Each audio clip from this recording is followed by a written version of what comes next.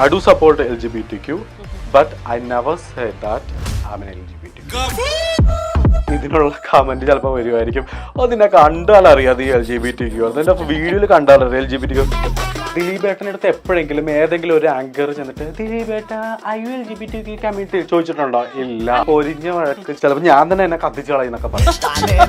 ഞങ്ങള് തമ്മിൽ ചിലപ്പം വഴക്കിടും, ചില സമയത്ത് ബ്ലോക്ക് ചെയ്ത് 2 ദിവസം മാറി. ഇനി ഞാൻ തൃശ്ശൂർക്ക് വരുന്ന പ്രശ്നമില്ല. പിന്നെ black colour DP, feeling sad, battery about to die. Guys, boys, if you want to wear heels, wear it. If you want to pink color dress ധരിക്കണോ ധരിക്കൂ, നോ പ്രോബ്ലം. ഇവൻ എൻ്റെ സിസ്റ്ററിൻ്റെ അടുത്ത് പറയാറുണ്ട്, ഇൻ കേസ് നീ എങ്ങാലും കല്യാണം കഴിക്കാൻ പോവാന്നുണ്ടെങ്കിൽ 10 പൈസ ഞാൻ തരത്തില്ല. കാരണം ഞാൻ അധ്വാനിച്ചുണ്ടാക്കുന്ന പൈസ എനിക്ക്, നീ അധ്വാനിച്ചുണ്ടാക്കുന്ന പൈസ നിനക്ക്. അത് ഗിഫ്റ്റ് എന്നുള്ള രീതിയിൽ ഒരു അനിയത്തി കുട്ടിക്ക് എന്തെങ്കിലും ഒന്ന് വാങ്ങിച്ചു കൊടുക്കുക. അവള് ചോദിച്ചത് എൻ്റെ അടുത്ത് കിയയുടെ കാറാണ്, കാർണിവല്. അതിനെക്കാട്ടി ഭേദം ഞാൻ അവളെ കല്യാണത്തിന് കൊറോണ വരാൻ വേണ്ടി പ്രാർത്ഥിക്കുന്നതല്ലേ നല്ലത്. പിന്നെ ഞാൻ വേറൊരു ഉപദേശം കൂടി പറഞ്ഞു.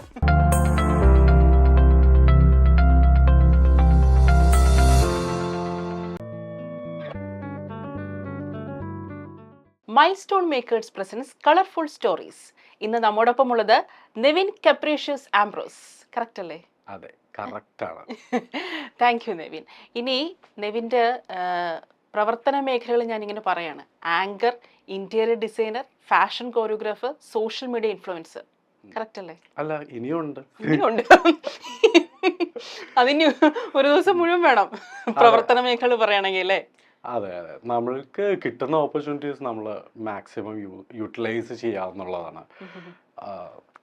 ഞാൻ ഒരു 8 ഇയേഴ്സോളം സുംബ ഇൻസ്ട്രക്ടറായിട്ട് വർക്ക് ചെയ്തിട്ടുണ്ടായിരുന്നു.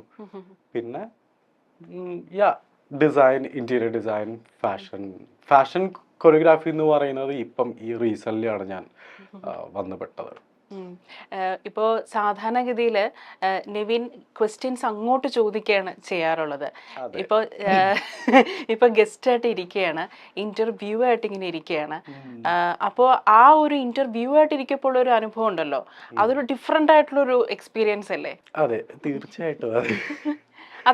അതിനെക്കുറിച്ച് എന്താണ് തോന്നിയിട്ടുള്ളത്? സാധാരണ ഈ ചോദ്യം ചോദിക്കപ്പോൾ കിട്ടുന്ന ആ ഒരു സുഖം, ഈ അതിന് ഉത്തരം കൊടുക്കപ്പം അതെ, നമുക്ക് ചോദ്യം എങ്ങനെ വേണമെങ്കിലും ചോദിക്കല്ലേ. അതായത് ഇഷ്ടമുള്ള ചോദ്യം ചോദിക്കാം, പക്ഷെ ആൻസർ കണ്ടുപിടിച്ച് പറയുക എന്നുള്ളതിലാണ് ടാസ്ക് എന്ന് പറയുന്നത്. പക്ഷെ എൻ്റെ അടുത്ത് കുറച്ച് വലിയ ക്വസ്റ്റ്യൻസ് ഒക്കെ ചോദിച്ചോളൂ, കുഴപ്പമില്ല, നോക്കാറൊന്നുമില്ല. അങ്ങനെയാണെങ്കിൽ ഹോട്ട് സീറ്റിനെ വിളിച്ചാൽ വരും? അയ്യോ വേണ്ട, അതെന്താ? ഒരിക്കലും ഇല്ല. വലിയ ക്വസ്റ്റ്യൻസ് ഒക്കെ ചോദിക്കാൻ പറഞ്ഞിട്ട് നോ, അത് ഹോട്ട് സീറ്റ് അല്ല. അത് പിന്നെ എന്താണ്? അത് ഹോട്ട് സീറ്റ് അല്ല. ഇതിങ്ങനെ ഷവായ കറക്കുന്ന പോലെ കറക്കി എടുത്തിട്ട് പപ്പും കൂടെയൊക്കെ കഴിഞ്ഞിട്ട് ഇങ്ങനെ പോകുന്ന പോലെയാ ഈ ചിക്കൻ. അത് വേണ്ടല്ലേ? ഇപ്പോ നെവിന്റെ ഒരു ലൈഫ് ജേർണി ഉണ്ടല്ലോ. നമ്മൾ പലപ്പോഴും നമ്മളൊരു സക്സസിലേക്ക് എത്തുന്നതിന് മുൻപ് ഒരുപാട് കല്ലും മുള്ളും ഒക്കെ ചവിട്ടണം. പക്ഷേ നമ്മൾ സക്സസിൽ എത്തിക്കതിന് ശേഷവും കുറച്ചുകൂടെ വലിയ കല്ലും മുള്ളും ആയിരിക്കും നമ്മൾ ചവിട്ടേണ്ടി വരുന്നത്. പക്ഷേ നെവിന്റെ ഒരു ലൈഫ് ജേർണിയെ കുറിച്ച് പറയുകയാണെങ്കിൽ ഇപ്പം നെവിൻ എത്തി നിൽക്കുന്ന ഒരു പൊസിഷൻ ഉണ്ടല്ലോ. നെവിൻ എന്നൊരു സെലിബ്രിറ്റി ഫാഷൻ കോറിയോഗ്രാഫറാണ്, ഒരു സോഷ്യൽ മീഡിയ ഇൻഫ്ലുവൻസറാണ്. ഞാൻ ഇൻസ്റ്റാ റീൽസ് ഒക്കെ കണ്ടിട്ടുണ്ടായിരുന്നു. ഭയങ്കരമായിട്ട് ഇഷ്ടപ്പെട്ടു. മാത്രമല്ല വളരെ ആക്റ്റീവാണ്, എനർജറ്റിക് ആണ്. അപ്പോൾ നമുക്ക് ഇത്തരത്തിലൊരു ക്യാരക്ടറേറ്റ് കാണുമല്ലോ. ഇതൊന്നും ഇത്തരത്തിലൊരു പോസിറ്റീവ് ആറ്റിറ്റ്യൂഡൊന്നും ഒരു ദിവസം കൊണ്ടുണ്ടാവുന്ന ഒന്നുമല്ല. അതിന് വർഷങ്ങളുടെ ഒരു ജേണി വേണം. ആ ഒരു ജേണിയെ കുറിച്ച് എന്താണ് നെവിന് തോന്നിയിട്ടുള്ളത്? ഇപ്പം ഇരിക്കുമ്പോൾ ആ ജേണിയെ കുറിച്ച് എന്താണ് നെവിന് തോന്നുന്നത്? എൻ്റെ സോഷ്യൽ മീഡിയയിലേക്ക് കാണാൻ പറ്റും. എൻ്റെ ഫസ്റ്റ് തന്നെ കുറച്ച് ഡ്രോയിങ്സ്, പിന്നെ അതിനുശേഷം ഞാൻ എൻ്റെ ഡാൻസ്, ഫിറ്റ്നസ്, സുംബ കരിയറിലേക്ക് വന്നപ്പോൾ പൊടിക്കൊന്ന് മോഡേൺ. പിന്നെ അതിന് ശേഷമാണ് ലൈക്ക് എൻ്റെ ആ ഓരോ ഫോട്ടോസും കണ്ടാൽ മനസ്സിലാക്കി എത്രത്തോളം ഞാൻ ഇവോൾവ് ചെയ്ത് വന്നിട്ടുണ്ട് എന്നുള്ളത്. ബിക്കോസ് ശരിയാണ്, ഈ ഒരു പോസിറ്റിവിറ്റി എന്ന് പറയുന്നത് എല്ലാവർക്കും പോസിറ്റിവിറ്റി സ്പ്രെഡ് ചെയ്യാൻ പറ്റത്തില്ല. അതിന് there are lots of things we have to face. ഞാനങ്ങനെ ഒരുപാട് കാര്യങ്ങൾ ഫേസ് ചെയ്തിട്ടുണ്ട്. Still I am facing. ഞാൻ എൻ്റെ ജേർണിയിൽ കൂടി ഞാൻ മനസ്സിലാക്കിയ കാര്യം, നമ്മൾ മാസ്ക് ഇട്ടിട്ട് നടക്കേണ്ട കാര്യമില്ല ലൈഫിൽ. എന്താണെങ്കിലും കൂടി വന്ന ഒരു 50, 60, 70, 80, 100 വരെ ജീവിക്കുന്ന ഒരു നിർബന്ധമില്ല. ജീവിക്കുന്നവരുണ്ടാവാം. പക്ഷേ ആ ഒരു ലൈഫ് സ്പാനിൽ നമ്മൾ ബാക്കിയുള്ളവർക്ക് വേണ്ടിയിട്ട്, അതായത് സൊസൈറ്റിക്ക് വേണ്ടി, വീട്ടുകാർക്ക് വേണ്ടി അങ്ങനെ ജീവിച്ച് മരിക്കുന്നതിനെക്കാട്ടി നല്ലത് നമ്മളുടെ സെൽഫ് ഹാപ്പിനെസ് കൊണ്ട് നമ്മൾ സാറ്റിസ്ഫൈഡ് ആണെങ്കിൽ ദാറ്റ് ഈസ് എ സക്സസ് എന്ന് ഞാൻ പറയും. നമ്മളുടെ സെൽഫിനെ നമ്മൾ ഹാപ്പി ആക്കുക, മാത്രമല്ല ആരെയും ബോധിപ്പിക്കാതെ മാസ്ക് ഇടാതെ ജീവിക്കുക എന്നുള്ള ആ തീരുമാനം ഉണ്ടല്ലോ, ആ തീരുമാനം, അങ്ങനെ ഒരു തീരുമാനം എടുക്കുന്നതിന് പിന്നിലുള്ള ഒരു ട്രിഗർ ഫാക്ടർ എന്തായിരുന്നു? എന്തുകൊണ്ടാണ് അങ്ങനെ എടുത്തതെന്ന് അതിനിപ്പോൾ എന്താ ഞാൻ പറയാം. അതായത് ഇത് ഞാനിപ്പോ എന്താ പറയാ, അല്ല, നമ്മൾ അങ്ങനെ ഒരു തീരുമാനം എടുക്കണമല്ലോ. പ്രത്യേകിച്ചും LGBTQ ഭാഗമാകുമ്പോൾ, ഒരു ക്യൂർ കമ്മ്യൂണിറ്റിയുടെ ഭാഗമാകുമ്പോൾ. ഇല്ല LGBTQ കമ്മ്യൂണിറ്റി എന്ന് ആരാ പറഞ്ഞത്? ഞാൻ പറഞ്ഞിട്ടുണ്ടോ? ഡിഡ് ഇല്ല. ഓക്കെ, നിങ്ങൾ എൻ്റെ വീഡിയോസിൽ കാണുന്നുണ്ട് എന്ത്, ഞാൻ സ്ത്രീ ആയിട്ടുള്ള ഒരു ഫെമിനിൻ ടച്ച്. ഓഫ് കോഴ്സ് എനിക്കൊരു ഫെമിനിസം ഉണ്ട്, and I accept എന്ന് വിചാരിച്ചിട്ട് ഒരാള്, അതായത് ഒരു ഫെമിനിൻ ടച്ചുള്ള ഒരാള് അപ്പാടി അങ്ങോട്ടേക്ക് LGBTQ കമ്മ്യൂണിറ്റി ആവണം എന്നില്ല. അവരെ നമ്മൾ ഒരിക്കലും അതേപോലെ എന്താ പറയുക, ഒരു പാർട്ടായിട്ട് നമ്മൾ ഒരിക്കലും മാറ്റി നിർത്തരുത് എന്നാണ് ഞാൻ പറയുന്നത്. ബിക്കോസ് ഉദാഹരണം, ഞാൻ ഒരു ഫീമെയിൽ ക്യാരക്ടർ ചെയ്യുന്നു, അതിൻ്റെ ഏറ്റവും ബ്യൂട്ടിഫുൾ ആയിട്ട് ഇത്രയും എന്താ പറയുക 10 മില്യൺ, മോർ ദാൻ 10 മില്യൺ അത് ക്രോസ് ചെയ്തിട്ടുണ്ട്.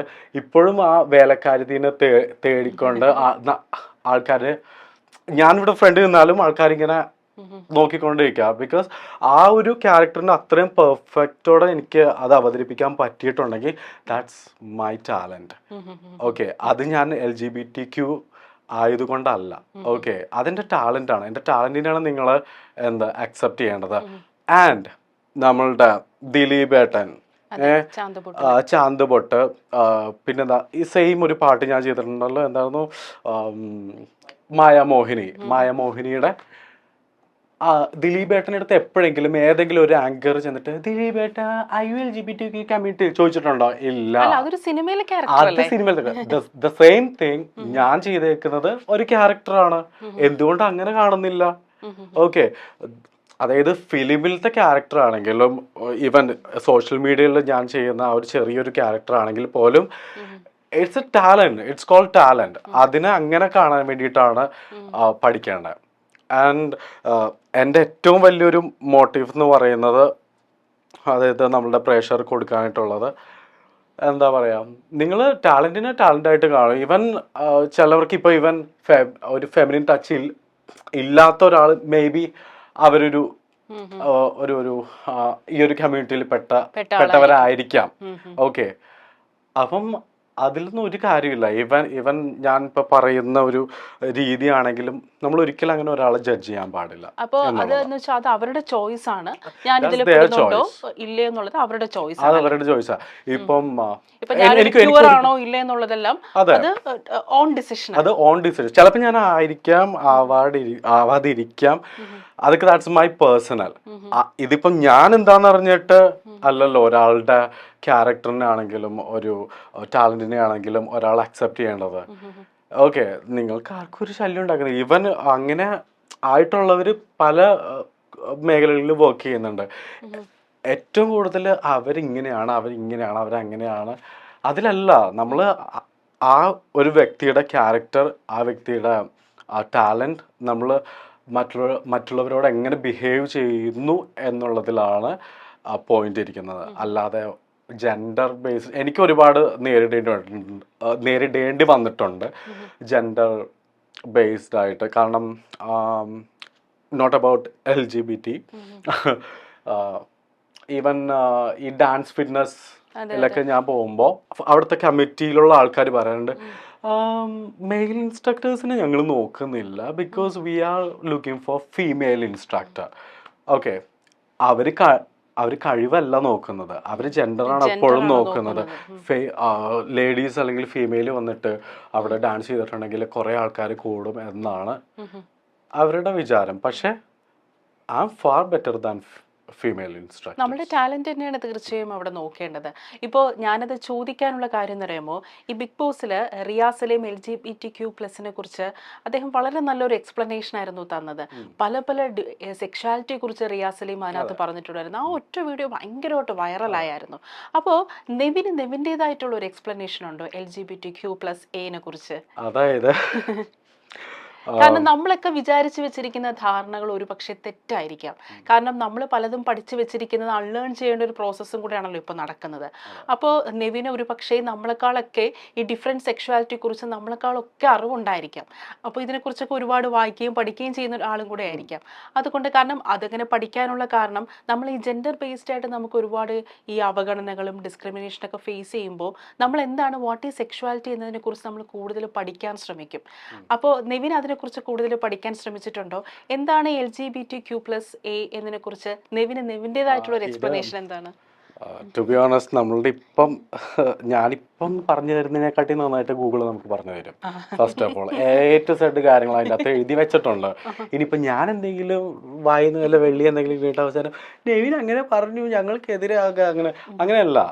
ലൈക്ക് അതൊരു ഹോർമോൺ, മേ ബി അവരുടെ താല്പര്യം, ചിലപ്പോൾ അവരുടെ ഇൻട്രസ്റ്റ്, മേ ബി അവർ ജീവിച്ച് വന്ന സാഹചര്യം, അതൊക്കെ കണക്കിലെടുത്തിട്ട് എല്ലാം നമുക്കിങ്ങനെ ഒരു സയൻറ്റിഫിക് അല്ലെങ്കിൽ അവനങ്ങനെ പെണ്ണിനെ പോലെ ലിപ്സ്റ്റിക് ഇട്ടു എന്ന് അങ്ങനെയല്ല ഈ ഹോർമോൺ കാര്യങ്ങളൊക്കെ വരുന്നത്. കാരണം അത് അവരുടെ ചിലപ്പോൾ സാഹചര്യങ്ങളായിരിക്കാം, ചിലപ്പം കുറേ അവർ വന്ന ഒരു സാഹചര്യത്തിൽ നിന്ന് നമുക്ക് ഇവോൾവ് ചെയ്തിട്ടും അങ്ങനെ ഉണ്ടാവാം. ഞാനിതിനെപ്പറ്റി പറയാൻ വേണ്ടിയിട്ട് അത്രയും വലിയ ഞാനൊന്നുമല്ല.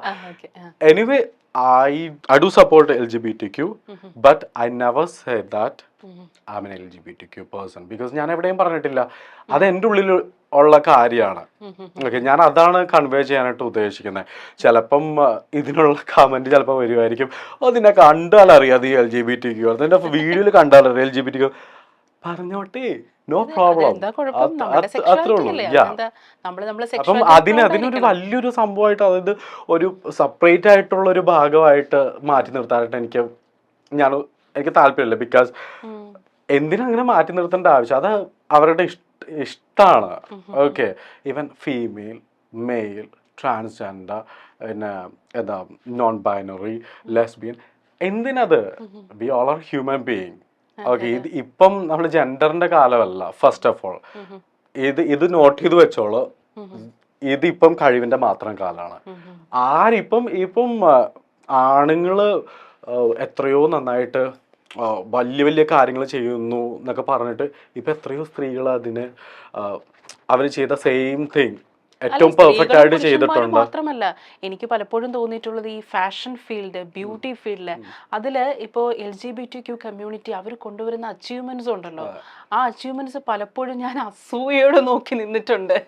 കാരണം അത്രത്തോളം സൗന്ദര്യത്തെക്കുറിച്ചും ഫാഷനെ കുറിച്ചുള്ള അവരുടെ സെൻസ് ഉണ്ടല്ലോ, അത് ഭയങ്കരമായിട്ട് നമ്മൾ അപ്രിഷിയേറ്റ് ചെയ്യുന്ന ഒരു കാര്യം തന്നെയാണ്. മാത്രമല്ല, ഇപ്പൊ നെവിനെ കാണുമ്പോൾ തന്നെ എന്ത് നല്ല ലുക്കിലാണ് നെവിൻ ഇരിക്കുന്നത്. നല്ല സ്റ്റൈലായിട്ടല്ലേ നെവിൻ ഇരിക്കുന്നത്.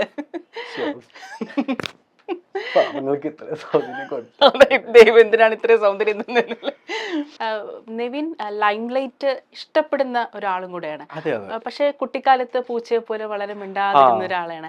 അങ്ങനെ ഒരാള് ലൈംലൈറ്റ് ഇഷ്ടപ്പെടുക, ഒരു സ്റ്റാർ വാല്യൂല് വളരെയധികം സന്തോഷം കട്ടുന്നു, അതെങ്ങനെയാണ് ആ ഒരു മൈൻഡ് സെറ്റിൽ അത്രയും വലിയൊരു ട്രാൻസ്ഫോർമേഷൻ ഉണ്ടായത്? പൂച്ചയെ പോലെ പമ്മിയിരുന്നൊരു കുട്ടി. അതായത് എൻ്റെ ഫാദർ എന്ന് പറയുന്ന father, it's a very personal things. Okay, father alcoholic person ആയിരുന്നു. എനിക്ക് ഇതുവരെ ആ ഒരു അറ്റൻഷൻ അല്ലെങ്കിൽ എൻ്റെ ഫ്രണ്ട്സ് ബുള്ളിങ് ചെയ്യുമ്പോഴത്തേക്കും ഒരു സപ്പോർട്ട് ചെയ്യാൻ വേണ്ടിയിട്ട് എൻ്റെ ഫാദർ എനിക്ക് ഉണ്ടായിട്ടില്ല.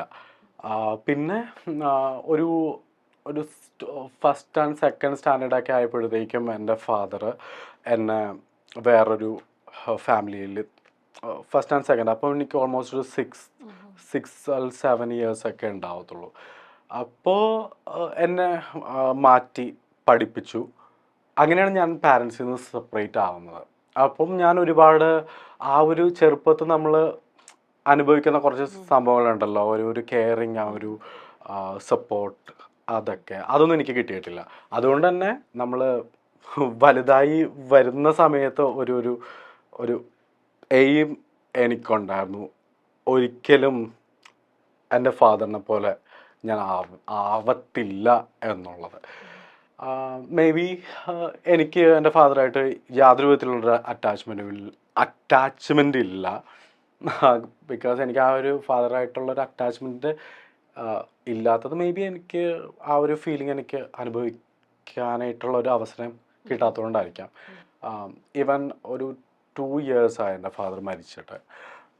ഞാനൊരു തുള്ളി കണ്ണുനീര് പോലും എനിക്ക് വന്നിട്ടില്ല. കാരണം എനിക്ക് പ്രഹസനം കാണിക്കാൻ വേണമെങ്കിൽ എനിക്ക് ഐ ഡിഡ്ന്റ് ഫീൽ എനിത്തിങ്. അപ്പോൾ ആ ഒരു സ്റ്റേജിൽ കൂടിയൊക്കെ കടന്നു വന്നതുകൊണ്ടായിരിക്കാം എനിക്കിങ്ങനെ, ഞാൻ കുറച്ച് ബോസിയാണെന്ന് വെച്ചാൽ ബോസിയാണ്, എന്നാൽ തമാശയാണെന്ന് വെച്ചാൽ തമാശയാണ്. പക്ഷെ അതുകൊണ്ടായിരിക്കും പെങ്ങള് കുട്ടിക്ക് അച്ഛന്റെ സ്നേഹം കൂടെ കൊടുക്കുന്ന ഒരാങ്ങളായതല്ലേ? അയ്യോ, സത്യം പറഞ്ഞിട്ടുണ്ടെങ്കിലുണ്ടല്ലോ, ഞാനങ്ങനെ എനിക്ക് സ്നേഹിക്കാൻ അറിയാൻ പാടില്ല. സത്യമായിട്ടും എനിക്ക് സ്നേഹം എന്നുള്ളൊരു സംഭവം എനിക്ക് ഇതുവരെ കിട്ടിയിട്ടില്ല. അതുകൊണ്ട് തന്നെ എനിക്ക് അതിൻ്റെ വാല്യൂ എന്താണെന്നും ടു ബി ഓണസ്റ്റ് എനിക്കറിയാൻ പാടില്ല. ഞാൻ എൻ്റെ അനിയത്തിയുടെ അടുത്ത് മര്യാദയ്ക്കൊന്നും സംസാരിച്ചിട്ടില്ല. എങ്ങനെ അനിയത്തി അതെ എനിക്കൊരു ഷൂസൊക്കെ വാങ്ങിച്ചു വെച്ചിട്ടുണ്ട്. സത്യം പറഞ്ഞിട്ടുണ്ടെങ്കിൽ നമ്മൾ കെട്ടിപ്പിടിക്കുക, ഉമ്മ വയ്ക്കുക എന്നുള്ളതിലല്ല. ഞങ്ങൾ തമ്മിൽ ഭയങ്കര സ്നേഹമാണ്. എന്നാൽ മുഖത്തോട് മുഖം നോക്കിയിട്ടുണ്ടെങ്കിൽ അടിച്ച് നിന്റെ കാരണം പൊട്ടിക്കുക, അങ്ങനത്തെ ഒരു സാധനമാണ്. പക്ഷെ സ്നേഹമുണ്ട്. പക്ഷെ എനിക്ക് പ്രകടിപ്പിക്കാൻ അറിയില്ല, അവൾക്കും പ്രകടിപ്പിക്കാൻ അറിയത്തില്ല, അത്ര തന്നെ. ഞാനും ഈ ചെറുപ്പത്തില് ബുള്ളിങ് ഒക്കെ ഏറ്റുവാങ്ങിയിട്ടുണ്ട്. കാരണം ഇപ്പോഴത്തെ പോലെയല്ല, പണ്ട് ഞാൻ ഭയങ്കര മെലിഞ്ഞിട്ട് എന്നെ കാണാൻ പോലും പറ്റില്ലായിരുന്നു. അപ്പം അന്ന് ഭയങ്കര മെലിഞ്ഞിരിക്കുന്നതുകൊണ്ട് എന്നെ എല്ലാ കുട്ടികളും കളിയാക്കുമായിരുന്നു. അപ്പൊ പൊതുവേ നമ്മൾ ഈ കുട്ടിക്കാലത്തെ ഈ ബുള്ളിങ് എന്ന് പറയുന്നത് നമ്മൾ ഭയങ്കരമായിട്ട് എഫക്ട് ചെയ്യുന്ന സംഭവമാണ്. അപ്പോൾ ഈ ബുള്ളിങ് പലപ്പോഴും ഏറ്റുവാങ്ങിയോണ്ടായിരിക്കും ഞാൻ ഒരുപാട് ആഹാരം കഴിക്കുകയും ഇപ്പൊ വണ്ണത്തിന്റെ പുറത്തായി. അപ്പം നമ്മളത് ഒരുപാട് മാനസികമായിട്ട് പ്രത്യേകിച്ച് കുട്ടിക്കാലത്തല്ലേ. കാരണം എനിക്ക് എൻ്റെ ഒരു മെസ്സേജ് എന്ന് പറയുന്നത്, നിങ്ങൾ പാരൻസ്, അതായത് നിങ്ങൾക്ക് ഒരു കുട്ടിയുണ്ട്, നിങ്ങൾക്ക് എന്താ പറയുക, ജോലിയുണ്ട്, സാഹചര്യങ്ങളുണ്ട്, കാറുണ്ട്, വീടുണ്ട്.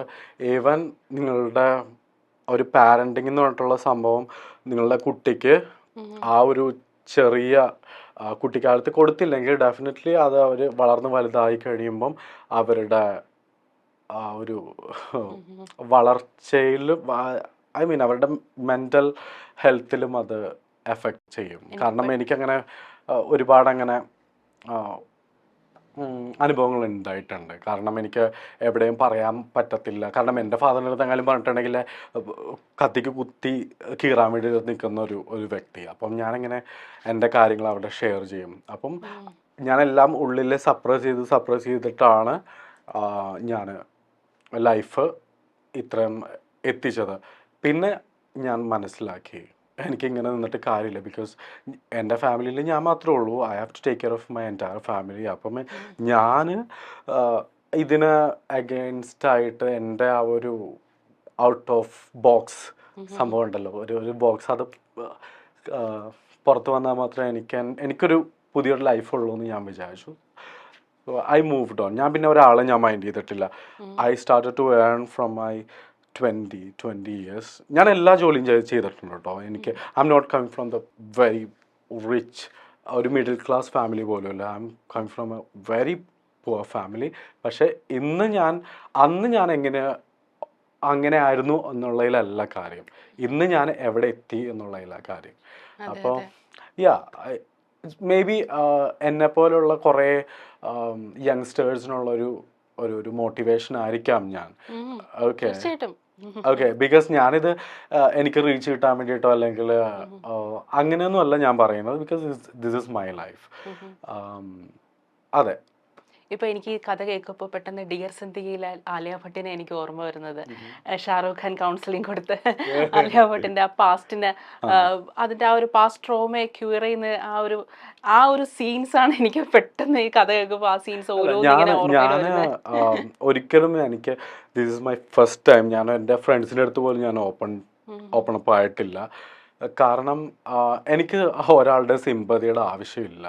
കാരണം സിമ്പതി നമുക്ക് അയ്യോ പാവം അവരങ്ങനെ പറ്റിയല്ലോ 2 ദിവസം പറയും, 3-ാമത്തെ ദിവസം എന്താ അവർ നമുക്ക് എന്തെങ്കിലും ഓപ്പർച്യൂണിറ്റി തരുമോ? ഇല്ല, നമ്മൾ തന്നെ we have to find our opportunity. അതിന് നമ്മളിങ്ങനെ കരഞ്ഞു പിടിച്ച് എൻ്റെ ജീവിതം ഇങ്ങനെ ആയെന്ന് വിചാരിച്ചിരുന്നിട്ടുണ്ടെങ്കിൽ അത് അവിടെ ഇരിക്കത്തേ ഉള്ളൂ. ഓക്കെ, നമ്മളുടെ ഉള്ളിൽ എന്തും ഉണ്ടായിക്കോട്ടെ, ബട്ട് പുറത്ത് നമ്മൾ എങ്ങനെ നമ്മളുടെ ക്വാളിറ്റി, നമ്മളുടെ ആ ഒരു കഴിവിനെ പ്രസന്റ് ചെയ്യുന്നു എന്നുള്ളതിലാണ് കാര്യം. ഇപ്പൊ ജാൻമണി ഉണ്ടല്ലോ, ജാൻമണിയുടെ ഇന്റർവ്യൂസ് ഒക്കെ കാണാൻ നല്ല രസമാണ്. പ്രത്യേകിച്ച് ജാൻമണിയുടെ ആ തുറന്നുള്ള ചിരിയൊക്കെ ഉണ്ടല്ലോ. പിന്നെ ഈ മീഡിയക്കാർ ഓരോ ചോദ്യമൊക്കെ ചോദിക്കുമ്പം അതിൽ ജാൻമണി കൊടുക്കുന്ന കൗണ്ടറൊക്കെ ഉണ്ടല്ലോ. ആള് ശരിക്കും നിങ്ങൾ ഈ ഫ്രണ്ട്സിന്റെ ഇടയിൽ പുള്ളിക്കാരി ഈ ഒരു ആള് തന്നെയാണ്. അടിപൊളിയാണ് പുള്ളിക്കാരി ഈ ഒരു ചിൽ മോഡ് തന്നെയാണല്ലേ? Okay okay. ഞാൻ പറയും ജാൻമണി എനിക്ക് ഒരുപാട് ഞാൻ ഒന്നും ഇല്ലാതിരുന്ന, അതായത് ഞാൻ ആരാണെന്ന് പോലും എനിക്ക് അറിയാതിരുന്ന ഒരു സമയത്ത് എനിക്ക് ഷീ ഗേവ് മി അൻ ഓപ്പർച്യൂണിറ്റി. എനിക്ക് ജാൻമണിയുടെ മേക്കപ്പ് ക്ലാസ്സിൽ എന്നെ ആസ് എ ഗസ്റ്റായിട്ട് എന്നെ വിളിച്ചു. ഒരു പ്രാവശ്യം എനിക്ക് ഇപ്പോഴും എനിക്ക് ഓർമ്മയുണ്ടോ, എനിക്ക് ഒരു പ്രാവശ്യം എനിക്ക് അവരുടെ ബാക്കിയുള്ള സെലിബ്രിറ്റീസിൻ്റെ അങ്ങനെ കുറച്ച് സ്റ്റൈലിംഗ് ഒക്കെ ഉള്ളത് കൊണ്ട് എനിക്ക് ആ ഒരു സ്റ്റേജിൽ എത്താൻ പറ്റിയില്ല. പക്ഷേ അതിൻ്റെ പേരിൽ ജാൻമണി ഭയങ്കരമായിട്ട് എനിക്ക് വേണ്ടി കരഞ്ഞായിരുന്നു. അപ്പം she's was A very nice person. പിന്നെ കൂടെ നിൽക്കുന്ന ആൾക്കാർക്ക് വേണ്ടി ജാൻമണി അത്രത്തോളം എഫേർട്ട് എടുക്കുമല്ലേ? അവരെ അത്രത്തോളം ചേർത്ത് പിടിക്കുന്ന ഒരാളാണെന്ന് എനിക്ക് തോന്നിയിട്ടുണ്ട്.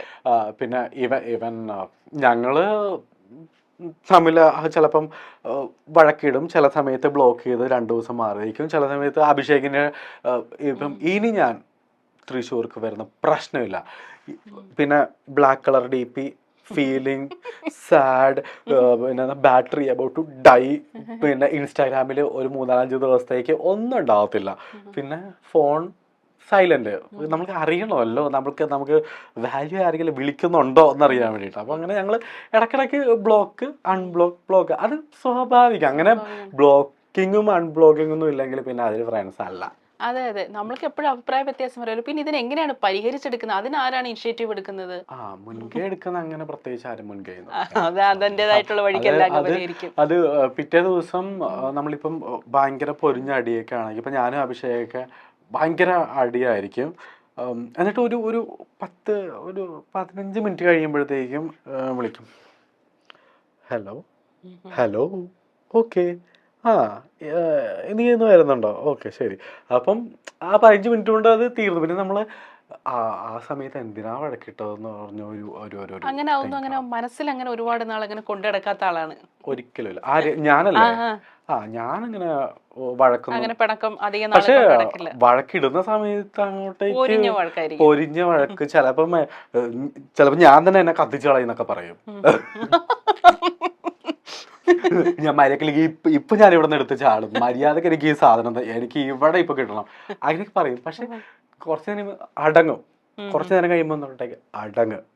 ഞാൻ എന്നോട് തന്നെ സംസാരിക്കും, വേണ്ട ഒരുപാട് അങ്ങോട്ടേക്ക് ഓവർ ആവല്ലേ, ഒരു പട്ടിക്കുഞ്ഞും തിരിഞ്ഞു നോക്കാൻ വേണ്ടി പറ്റില്ല. കുറച്ചു നേരം അവിടെ പോയിട്ട് ഇരുന്ന് 2 മിനിറ്റ് ശ്വാസം എടുക്കും, ശ്വാസം വിടും, ഓക്കെ, എന്നിട്ട് നമ്മൾ ബാക്ക് ടു നോർമൽ, അത്രേ ഉള്ളൂ.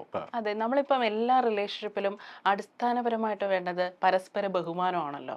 ഇപ്പം ആ ഒരു ബഹുമാനം ഇല്ലാതെ ആവുമ്പോഴാണ് അതിനകത്ത് വലിയ വലിയ പ്രശ്നങ്ങളിലേക്ക് പോകുന്നതും വലിയ വലിയ തർക്കങ്ങളിലേക്ക് പോകുന്നതും. അങ്ങനെ പരസ്പരം ബഹുമാനമില്ലാത്ത റിലേഷൻഷിപ്പിൽ നിവിൻ അങ്ങനെ അൺഫോർച്ചുനേറ്റ്ലി അതിൻ്റെ ഒരു ഭാഗമാകേണ്ടി വന്നിട്ടുണ്ടോ? അങ്ങനെ പരസ്പര ബഹുമാനം ഇല്ലാതെ വരുമ്പോൾ നെവിൻ്റെതായിട്ടുള്ള രീതിയിൽ എങ്ങനെയാണ് അതിനെ റിയാക്ട് ചെയ്യുന്നത്? അങ്ങ് ഇഗ്നോർ ചെയ്ത് വിടുകയാണോ ചെയ്യുന്നത്? അതോ ഞാൻ ഇഗ്നോർ ചെയ്ത് വിടാണ് ചെയ്യുന്നത്. കാരണം ഞാൻ ഒരു ടോക്സിക് റിലേഷൻഷിപ്പിലും സ്റ്റിക്ക് ഓൺ ചെയ്ത് നിൽക്കില്ല ഫസ്റ്റ് ഓഫ് ഓൾ. കാരണം ഞാൻ ഓൾറെഡി വന്നത് എൻ്റെ ഫാമിലി ബാക്ക്ഗ്രൗണ്ട് തന്നെ ഒരു ടോക്സിക് ആ ഒരു സിറ്റുവേഷനിൽ നിന്ന്. അപ്പോൾ പിന്നെ എനിക്ക് നന്നായിട്ട് അറിയാം എത്രത്തോളം എങ്ങനെ ഹാൻഡിൽ ചെയ്യണം എന്നെനിക്ക് നന്നായിട്ട് അറിയാം. അത് മേ ബി എൻ്റെ ഒരു പ്ലസ് പോയിൻ്റ് ആയിരിക്കാം. കാരണം അതൊരു ലൈഫിൽ നിന്ന് കിട്ടിയ ഒരു എക്സ്പീരിയൻസ് ആണ്. നമ്മൾ സാഹചര്യങ്ങളെ ആ ഒരു സിറ്റുവേഷനെ എങ്ങനെ ഹാൻഡിൽ ചെയ്യുന്നു, അതിനെ എങ്ങനെ അതിനെ റിയാക്ട് ചെയ്യുന്നു എന്നുള്ളതിലാണ് കാര്യം. അല്ലാതെ നമുക്ക് രണ്ട് രീതിയിൽ നമുക്ക് പ്രതികരിക്കാം. ഒന്ന്, ഒരുത്തൻ്റെ തലയ്ക്ക് അടിച്ച് അവിടെ കൊന്ന് വേണമെങ്കിൽ നമുക്ക് പ്രതികരിക്കാം. രണ്ട്, ഒന്ന് വരുന്ന കോൺസിക്വൻസ് നമ്മൾ എന്തായിരിക്കും എന്നുള്ളൊരു രീതിയിലും വേണമെങ്കിൽ നമുക്ക് റിയാക്ട് ചെയ്യാം. അപ്പോൾ അങ്ങനെ ഒരു ടോക്സിക് റിലേഷൻഷിപ്പിലാവുന്ന സമയത്ത് ഞാൻ തന്നെ മൂവ് ഓൺ ചെയ്യും. കാരണം എൻ്റെ ലൈഫാണല്ലോ, കാരണം എനിക്കൊരു എയിമുണ്ടല്ലോ. അപ്പോൾ ദാറ്റ്സ് ഇറ്റ്. നമ്മൾക്ക് എല്ലാവർക്കും അവരുടേതായിട്ടുള്ള ഒരു പേഴ്സണൽ ഫ്രീഡം ഉണ്ട്. ഇപ്പം ഞാൻ എന്താ പറയുക, നല്ലൊരു സെയിൻ്റാണ്, ഞാനൊരു നന്മമരമാണെന്ന് വിചാരിച്ചിട്ട് ബാക്കിയുള്ളവരും നന്മമരം ആവണമെന്നില്ല. കാരണം അവർക്ക് അവരുടേതായിട്ടുള്ള ഇഷ്ടങ്ങളുണ്ട്. ചിലവർക്ക് ജസ്റ്റ് ഒന്ന് ഗോസിപ്പ് പറയണം, അല്ലെങ്കിൽ അങ്ങോട്ടും ഇങ്ങോട്ടും ഒന്ന് കഴുത്തിറക്കണം. ദാറ്റ്സ് ഓക്കെ, അത് അവരുടെ സന്തോഷമാണ്, അവർ ചെയ്തോട്ടെ, നോ പ്രോബ്ലം, ചെയ്തോളൂ, നോ പ്രോബ്ലം. പക്ഷെ അത് എല്ലാവരെയും നമ്മളങ്ങനെ ജഡ്ജ് ചെയ്യുന്നത് ശരിയല്ലല്ലോ. സോ ഓരോരുത്തർക്കും ഓരോരോ ക്യാരക്ടറുണ്ട്, ഓരോരോ നേച്ചറുണ്ട്, ഓരോരോ എന്താ പറയുക, ഒരു ഇൻഹറൻ്റ് ആയിട്ടുള്ളൊരു അവരുടെ ജീവിത സാഹചര്യങ്ങളിൽ നിന്നൊരു ഒരു സംഭവമാണ്. I do respect that. പക്ഷെ എനിക്ക് പറ്റാത്തതാണെന്നുണ്ടെങ്കിൽ ഞാനതിന് അവിടെ കടിച്ചു തൂങ്ങി കിടക്കണം. That's it, I move on. അത്രേ ഉള്ളൂ. അതാണ് ഞാൻ കോമൺ ആയിട്ട് പറഞ്ഞത്. ഈവൻ എൻ്റെ ഫ്രണ്ട്ഷിപ്പ് ആണെങ്കിൽ പോലും, ഐ മീൻ എൻ്റെ സ്കൂളിൽ പഠിക്കുന്ന ആ ഒരു സാഹചര്യം ആണെങ്കിൽ പോലും ടോക്സിക് ആയിട്ടുള്ള ഫ്രണ്ട്സ് ആണെങ്കിൽ അവർ പറഞ്ഞോട്ടെ, നോ പ്രോബ്ലം. ഈവൻ നമ്മളെ കളിയാക്കുമല്ലോ. ബിക്കോസ് ഞാൻ കുറച്ച് എന്താ പറയുക, പെഡിക്യൂർ മാനിക്യൂർ എനിക്ക് എല്ലാം ഇങ്ങനെ നീറ്റ് ആൻഡ് ക്ലീൻ സാധനങ്ങളൊക്കെ ആയിരുന്നു. അപ്പം അത് എൻ്റെ ഒരു നേച്ചറാണ്. ചിലപ്പോൾ അതിനവർ കളിയാക്കും. ആ സമയത്ത് ഡെഫിനറ്റ്ലി ഇതേപോലെ ഒന്നും ചിന്തിക്കാനായിട്ടുള്ള ബോധമില്ല. ആ സമയത്തില്ല, വിഷമാണ്. പക്ഷെ ഇപ്പം ഞാൻ ഈ വരുന്ന എന്താ യങ്സ്റ്റേഴ്സ് അല്ലെങ്കിൽ പുതിയ തലമുറയോടത്തൊക്കെ ഞാൻ പറയും, guys, boys, if you want to wear heels, wear it. If you want to pink colour dress ധരിക്കണോ, ധരിക്കൂ, നോ പ്രോബ്ലം. കാരണം ഈ ഒരു നമ്മള് ബ്ലാക്ക് ആൻഡ് വൈറ്റ് കാലഘട്ടത്തിലല്ലല്ലോ ജീവിക്കുന്നത്. ഇവൻ എൻ്റെ സിസ്റ്ററിൻ്റെ അടുത്ത് പറയാറുണ്ട്, ഇൻ കേസ് നീ എങ്ങാലും കല്യാണം കഴിക്കാൻ പോവാന്നുണ്ടെങ്കിൽ 10 പൈസ ഞാൻ തരത്തില്ല. കാരണം ഞാൻ അധ്വാനിച്ചുണ്ടാക്കുന്ന പൈസ എനിക്ക്, നീ അധ്വാനിച്ചുണ്ടാക്കുന്ന പൈസ നിനക്ക്. ഗിഫ്റ്റ് എന്നുള്ള രീതിയിൽ ഒരു അനിയത്തി കുട്ടിക്ക് എന്തെങ്കിലും ഒന്ന് വാങ്ങിച്ചു കൊടുക്കുക. അവള് ചോദിച്ചത് എൻ്റെ അടുത്ത് കിയയുടെ കാറാണ്. അയ്യോ, അതോ 1-2 അല്ല, ഏതാ കാർണിവല്. അതിനെക്കാട്ടിയും ഭേദം ഞാൻ അവളെ കല്യാണത്തിന് കൊറോണ വരാൻ വേണ്ടി പ്രാർത്ഥിക്കുന്നതല്ലേ നല്ലത്. പിന്നെ ഞാൻ വേറൊരു ഉപദേശം കൂടി പറഞ്ഞു, ജീവിതമാണ്. ഓക്കെ, മേ ബി കല്യാണം കഴിക്കുമ്പോഴത്തേക്കായിരിക്കാം മറ്റേ ശരിക്കുള്ള സ്വഭാവമൊക്കെ പുറത്ത് വരുന്നത്. ആരായിട്ടും ഞാൻ കുറെ നാൾക്ക് മുന്നേ പറഞ്ഞ കേട്ടോ. അപ്പം ചിലപ്പം may be you will get divorce, but it's okay. ഒരിക്കലും അവിടെ പോയിസൺ വാങ്ങിക്കണൊക്കെ തോന്നിച്ച് അവനെ നടക്കണ്ട, നേരെ വീട്ടിലേക്ക് വരൂ. എന്നിട്ട് നമുക്ക് ഇവിടെ ഇരുന്നിട്ട് നെറ്റ്ഫ്ലിക്സിൽ ഇരുന്നിട്ട് നമുക്ക് ഞങ്ങളുടെ കുറെ സീരിയൽസ് ഒക്കെ ഉണ്ട് കേട്ടോ. അത് ഞാൻ പറയില്ല, ഞാൻ പ്രമോഷൻ ആയിപ്പം പറയില്ല. എനിക്ക് ആ സീരിയൽ കാണാണ്ട് എനിക്ക് ഇറങ്ങത്തില്ല ഫുഡ് രാവിലെ. ഞാൻ സീരിയലൊക്കെ കാണാൻ എനിക്ക് ഭയങ്കര ഇഷ്ടമാണ്. കാരണം നല്ല രസമല്ലേ.